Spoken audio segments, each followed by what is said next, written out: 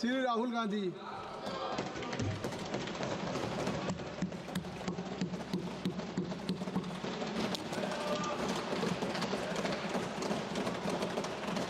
Thank you, Speaker Sir, for letting me speak today on the Constitution. Speaker Sir, in my last few speeches, I spoke about the concept of Abhay Mudra, the concept of fearlessness, truth, and non-violence. And I showed the House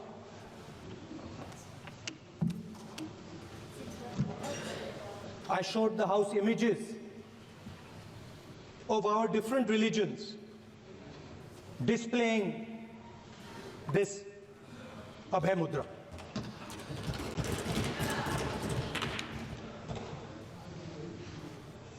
People call the Constitution the longest written Constitution in the world. But the Constitution contains a set of ideas from one philosophy of our nation, one central philosophical set of ideas of our nation.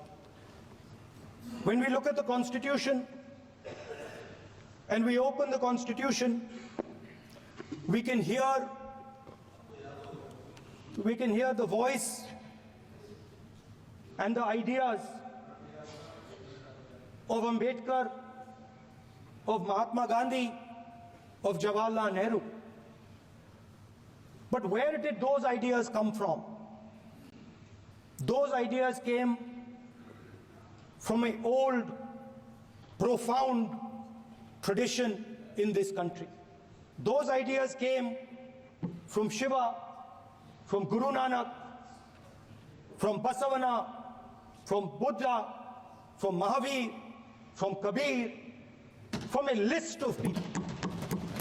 So when we speak of the Constitution and we show the Constitution, of course it is a document of modern India, but it could never have been written without ancient India and her ideas.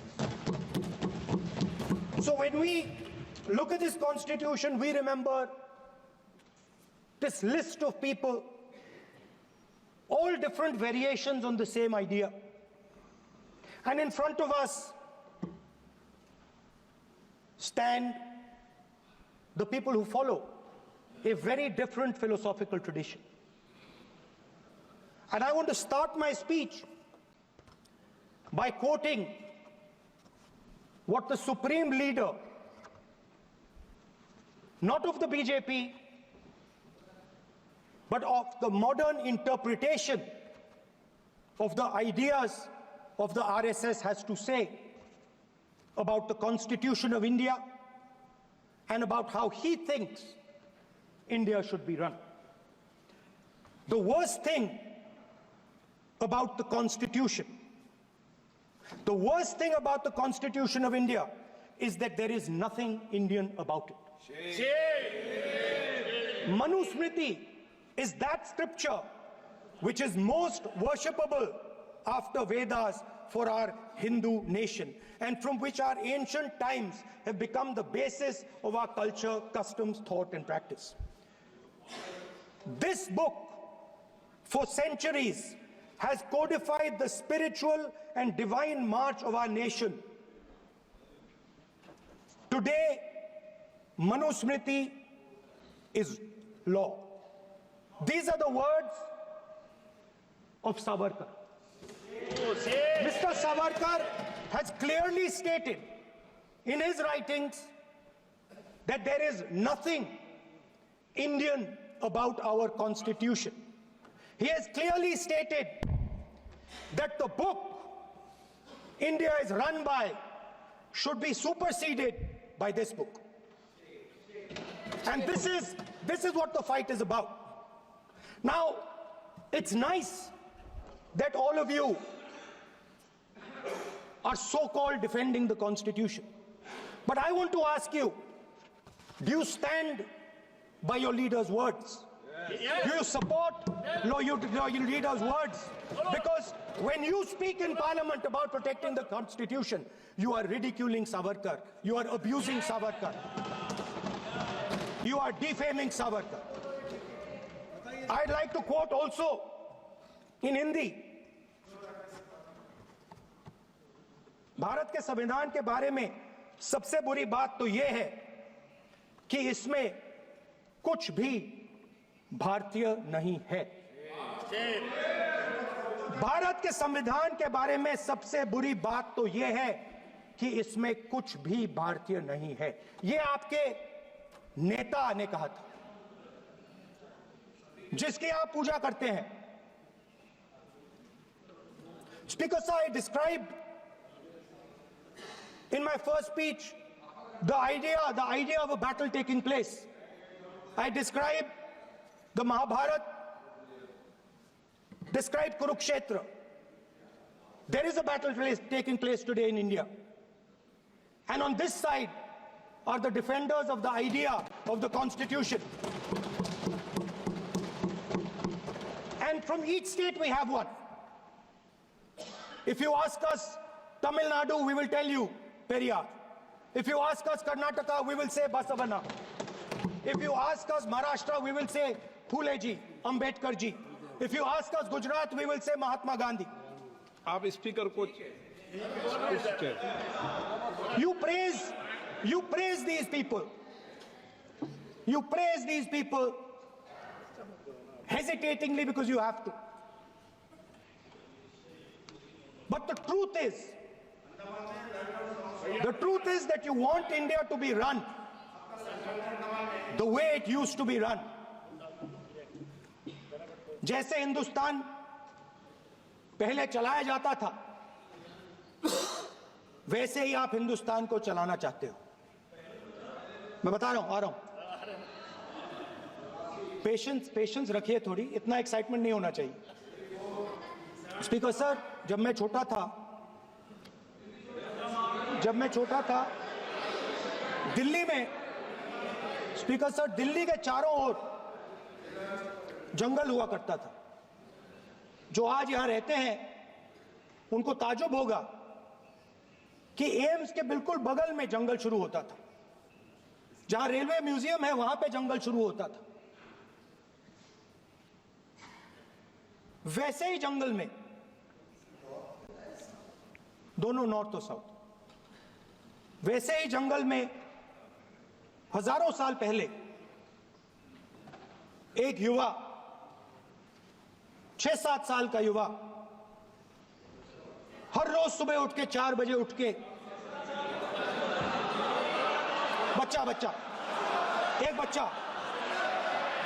एक बच्चा, वाह बहुत बढ़िया, एक बच्चा 4 बजे उठ के तपस्या करता था।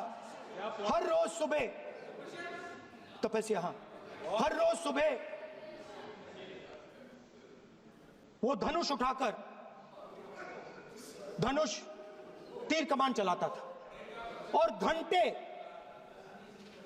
घंटे उसने तपस्या की, सालों के लिए उसने तपस्या की।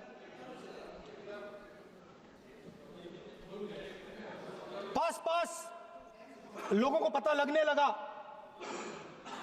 कि लड़का है। यही तो आप नहीं समझ सकते हो, यही तो प्रॉब्लम है। धनुष में तपस्या है, मनरेगा के काम करने में तपस्या है। तपस्या का मतलब शरीर में गर्मी पैदा करना, समझिए। हाँ, तब का ये मतलब है, तपस्या का ये मतलब है। तो ये तपस्या कर रहा था, लोगों को पता लगा और वो गुरु के पास गया। लड़के का नाम एकलव्य था और वो गुरु के पास गया और उसने कहा, गुरु द्रोणाचार्य जी, मैं सालों से धनुष चलाना सीख रहा हूं। मैंने अपनी पूरी शक्ति इसमें डाली है।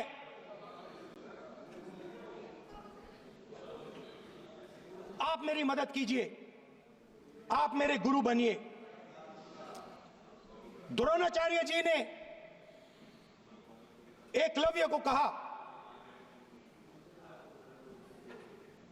कि आप ऊंची जात के नहीं हो, आप ऊंची जात के नहीं हो, आप द्विजा नहीं हो। मैं आपका गुरु नहीं बनूंगा, यहां से तुम चले जाओ। और एकलव्य चला गया। फिर से एकलव्य ने तपस्या शुरू की, फिर से तपस्या शुरू की।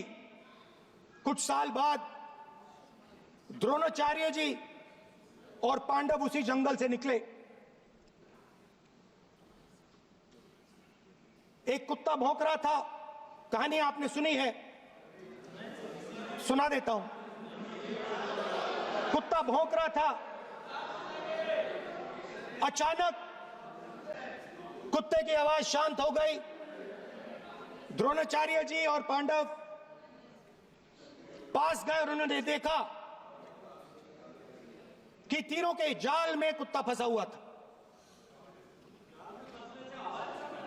मुंह में तीर था एक, हाँ, मगर कुत्ता तीरों के जाल में फंसा था।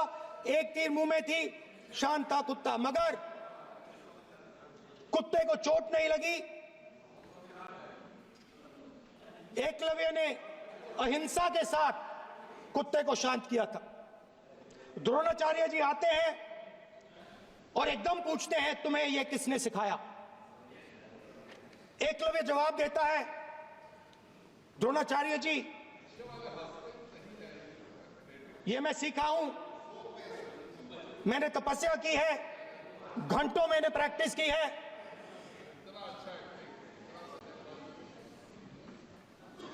आपने मुझे गुरु बनने से मना किया था, तो मैंने एक मूर्ति, मट्टी की मूर्ति सामने रखी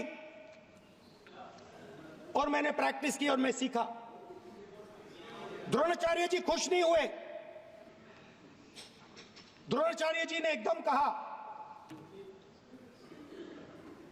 तुम्हें मुझे गुरु दक्षिणा देनी है। नहीं नहीं, ये आपकी स्टोरी है, ये आपकी स्टोरी है। मेरी स्टोरी है कि द्रोणाचार्य ने पूछा।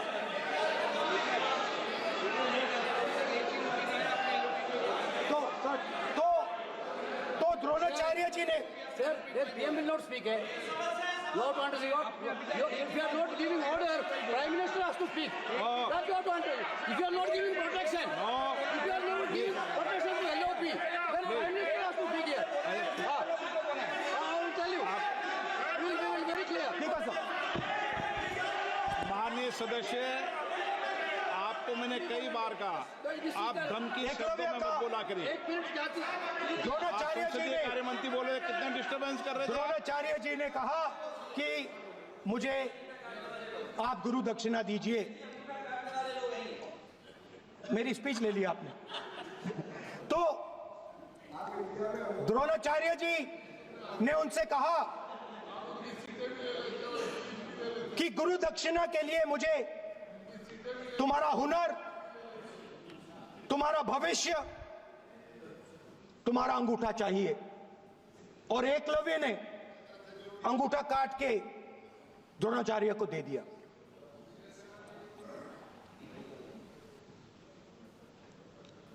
यह अभय मुद्रा है।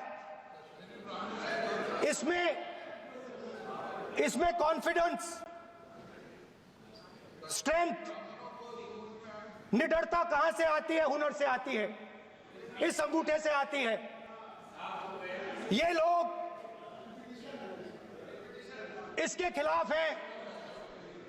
जैसे द्रोणाचार्य जी ने एकलव्य का अंगूठा काटा, वैसे ही आप पूरे देश का अंगूठा काटने में लगे हुए हो।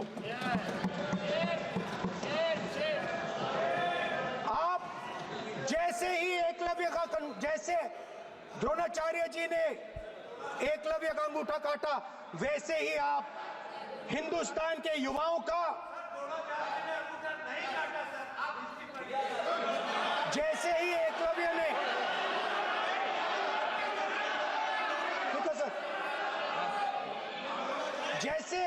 जैसे एकलव्य का अंगूठा काटा गया, वैसे ही आप हिंदुस्तान के युवाओं का सबका अंगूठा काटते हो। जब आप अदानी जी को धारावी देते हो, तो आप धारावी के जो एंटरप्रेन्योर्स हैं, जो स्मॉल एंड मीडियम बिजनेसेस हैं, उनका आप अंगूठा काटते हो। जब आप हिंदुस्तान के पोर्ट्स, एयरपोर्ट्स, डिफेंस इंडस्ट्री, ये सब जब आप अदानी को देते हो,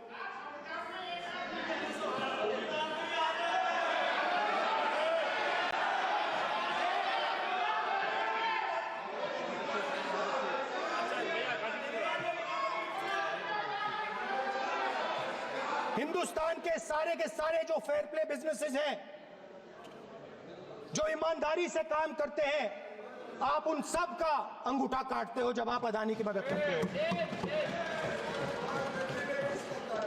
कॉन्स्टिट्यूशन में लैटरल एंट्री कर आप हिंदुस्तान के युवाओं का, पिछड़ों का, गरीबों का अंगूठा काटते हो।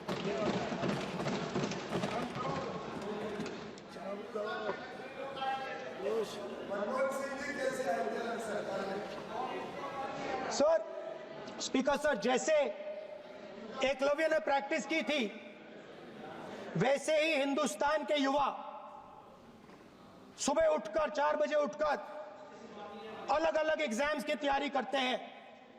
आपने देखा होगा, पहले हजारों युवा सुबह उठकर रनिंग करते थे, वेट ट्रेनिंग करते थे आर्मी में जाने के लिए। जब आपने अग्निवीर लागू किया, तो आपने उन युवाओं की उंगली काटी। जब आप पेपर लीक कराते हो, 70 बार आपने पेपर लीक करवाया है, तब आप हिंदुस्तान के युवाओं के अंगूठा काटते हो।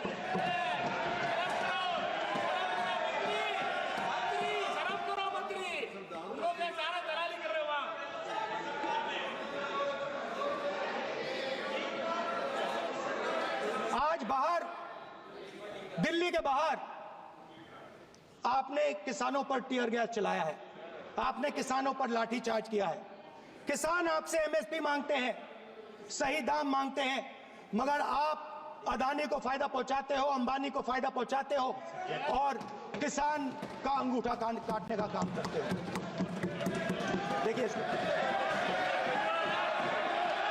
हम कहते हैं अभय मुद्रा, हम कहते हैं डरो मत, आप कहते हो हम आपका अंगूठा काट देंगे।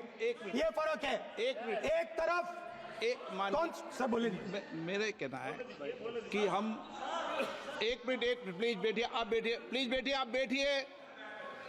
आज हम भारत के संविधान की 75 वर्ष की गौरवशाली यात्रा कर रहे हैं, और कर भाई ये चर्चा हुई थी कि हम संविधान की चर्चा करते समय उसकी उच्च कोटि की ये अपेक्षा है। आप स्पीकर सर, आप राष्ट्रपति भाषण नहीं है। कॉन्स्टिट्यूशन में कहीं नहीं लिखा है कि मोनोपोली होनी चाहिए। कॉन्स्टिट्यूशन में कहीं नहीं लिखा है कि पेपर लीक होना चाहिए। कॉन्स्टिट्यूशन में कहीं नहीं लिखा है कि अग्निवीर होना चाहिए। कॉन्स्टिट्यूशन में ये सब नहीं लिखा है, इसलिए मैं यहाँ रेस कर रहा हूँ। कॉन्स्टिट्यूशन में नहीं लिखा है कि हिंदुस्तान के युवाओं का अंगूठा काटना चाहिए, उनका जो हुनर है उनसे छीना जाना चाहिए।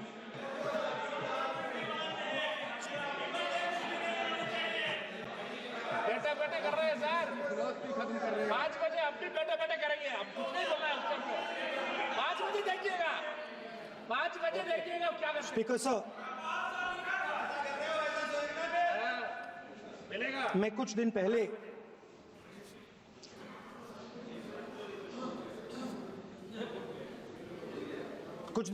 मैं हाथरस गया। कुछ दिन पहले मैं हाथरस गया। हाथरस में 4 साल पहले एक लड़की का बलात्कार होता है। गैंग रेप होता है, 3-4 लोग गैंग रेप करते हैं। मैं 2-3 दिन पहले उस लड़की के परिवार के घर में गया।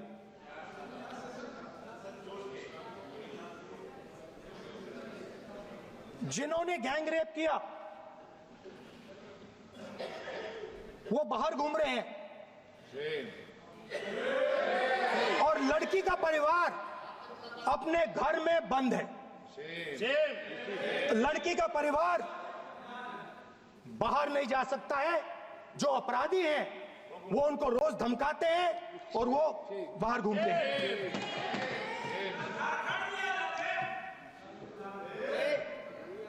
परिवार ने मुझे बताया कि बेटी का जो अंतिम संस्कार था वो भी नहीं करने दिया और चीफ मिनिस्टर ने इसके बारे में खुलकर मीडिया में झूठ बोला है। ये कॉन्स्टिट्यूशन में कहां लिखा है? ये कॉन्स्टिट्यूशन में कहां लिखा है कि जो बलात्कार करते हैं वो बाहर रहे और जिसका रेप हुआ है, जिसके परिवार, उस परिवार को बंद कर दिया जाए? कहां लिखा है कॉन्स्टिट्यूशन में? ये आपकी किताब में लिखा हुआ है, मनुस्मृति में लिखा है, मगर कॉन्स्टिट्यूशन में नहीं लिखा। और अगर आप कहते हो कि यूपी में आपका राज है और वहां पे कॉन्स्टिट्यूशन नहीं लागू होता है, वहां पे मनुस्मृति लागू हो रही है।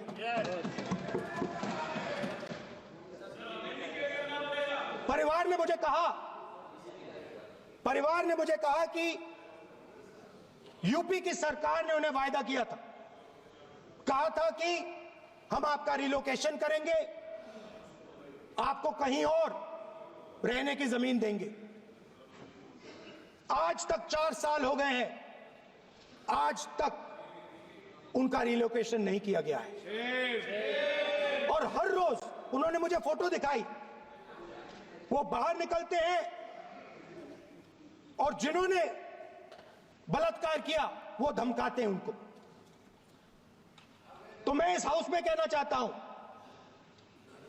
कि अंबेडकर जी के संविधान वाले लोग, इंडिया गठबंधन वाले लोग, हम सब मिलकर उस परिवार का रिलोकेशन हम करेंगे अगर आप नहीं करोगे तो। और हिंदुस्तान के हर गरीब व्यक्ति को हम ये कहना चाहते हैं, आपकी रक्षा कॉन्स्टिट्यूशन करता है और ये बीजेपी के लोग कॉन्स्टिट्यूशन पर 24 घंटा आक्रमण करते रहते हैं। कॉन्स्टिट्यूशन में लिखा है prohibition of discrimination on grounds of religion, race, caste, sex और place of birth. The state shall not discriminate against any citizen on grounds only of religion, race, caste, sex, place of birth or any of them. Some days back,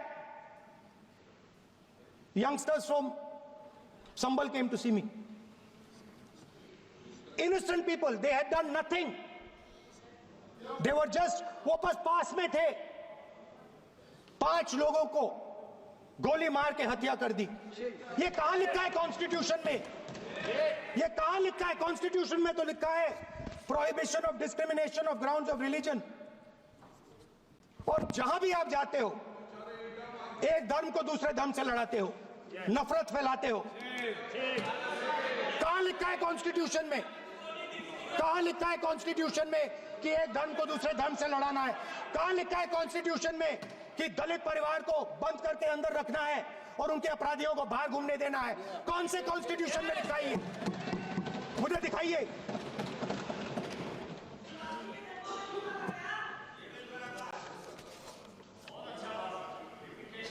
speaker साहब,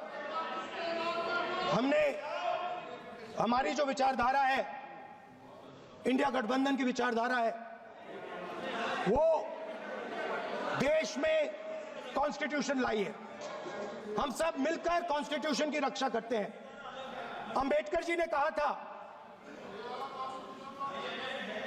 if there is political equality but no social and economic equality, political equality will be destroyed. ये अंबेडकर जी के शब्द हैं और आज ये बात सबके सामने है। पॉलिटिकल इक्वालिटी जो थी वो खत्म हो गई है। हिंदुस्तान के सारे इंस्टीट्यूशंस कैप्चर कर लिए गए हैं। सोशल इक्वालिटी नहीं रही, फाइनेंशियल इकोनॉमिक इक्वालिटी नहीं रही। इसीलिए हमारा अगला कदम जाति जनगणना होगा।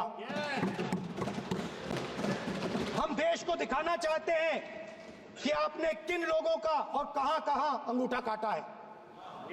हम दलितों को, आदिवासियों को, पिछड़ों को, किसानों को, मजदूरों को दिखाना चाहते हैं कि आपने किस किस का अंगूठा काटा है। इसलिए जो मैंने वायदा किया था, इसी हाउस में यहां हम कास्ट सेंसस लागू करेंगे और उसके बाद हिंदुस्तान में एक नए तरीके का विकास होगा, एक नई तरीके की राजनीति होगी।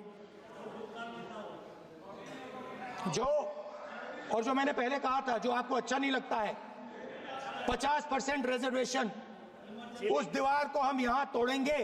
50% रिजर्वेशन की दीवार और जाति जनगणना हम यहां करा के दिखाएंगे। आपको जो कहना है कर लो, कह लो। स्पीकर सर, बहुत बहुत धन्यवाद। अध्यक्ष जी, सर, क्योंकि एक मिनट में बुला